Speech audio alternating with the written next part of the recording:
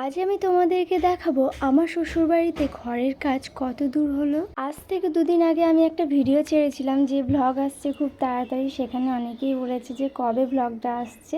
আসলে আমার ব্লগটা রেডি করতে একটু সময় লেগে গেল, কারণ আমার বাড়ির চারিপাশে কাজকর্ম হয়, তো সেই আওয়াজগুলোর জন্য আমি ভয়েস দিতে পারি না সব সময়। আর বেশি দেরি না, আজকেই আমি তোমাদেরকে এই ভিডিওর মাধ্যমে সমস্তটাই দেখিয়ে দেবো। তো হ্যালো এভরিওয়ান, আমি তোমাদের প্রিয় বৃষ্টি। আজ আমি তোমাদের সঙ্গে শেয়ার করছি নতুন একটা ব্লগ ভিডিও। তো আমি গেছিলাম আমার শ্বশুর বাড়িতে ঘরের কাজ কত দূর হলো সেটাই দেখার জন্য। তাই ভাবলাম তোমাদের সঙ্গেও শেয়ার করি। এই ছোট্ট ছোট্ট ভিডিওগুলো এই সারা জীবন থেকে যাবে স্মৃতি হয়ে। আমাদেরকে সবার প্রথমে ঘরের ভিতরটা দেখাই। তোমরা কিছুদিন আগে ভিডিওতে দেখেছিলে যে ঘরে প্লাস্টারের কাজ হচ্ছে। তো দেখো প্লাস্টার পুরো কমপ্লিট হয়ে গেছে, তারপর কিন্তু টাইলস বসানোও হয়ে গেছে। আর এই জানলাগুলো দেখতে পাচ্ছ, এইগুলো আগে থেকেই লাগানো ছিল, একদম নতুনই জানলা, কিন্তু টাইলস বসানোর জন্য একটু সমান করতে হয়েছে জানলাগুলোকে কেটে বাদ দিয়ে।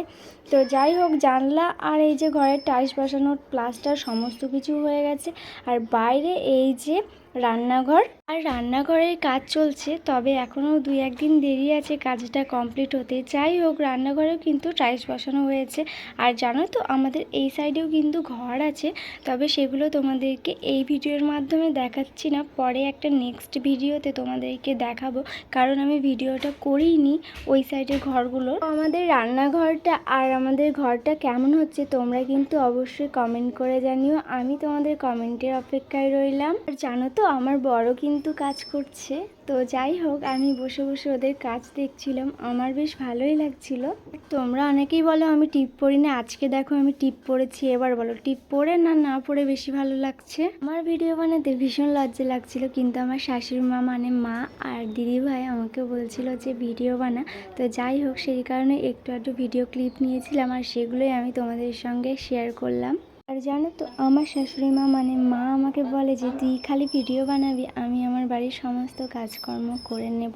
তো এবার অনেকেই বলবে এই রকমটা প্রথম প্রথম বলতে হয়, আমি বলবো মুখের কথাটাই সব। আমাকে যে এত সুন্দর একটা কথা বলেছে, এটাই আমার কাছে ভালো লেগেছে। এই রকম কথাই বা কজন বলে, তাই না? আমার শ্বশুরবাড়ির লোক আমাকে এত বেশি ভালোবাসে, সেটা আমি ভাষায় প্রকাশ করতে পারবো না। তো যাই হোক, দেখো কতগুলো আম দিয়েছে। তো এখন আমি এগুলোকে সাইকেল করে নিয়ে যাচ্ছি বাড়ি। তো তোমাদের সঙ্গে দেখা হবে নেক্সট একটা ভিডিওতে। তোমাদের যদি কোনো প্রশ্ন থেকে থাকে অবশ্যই তোমরা করতে পারো।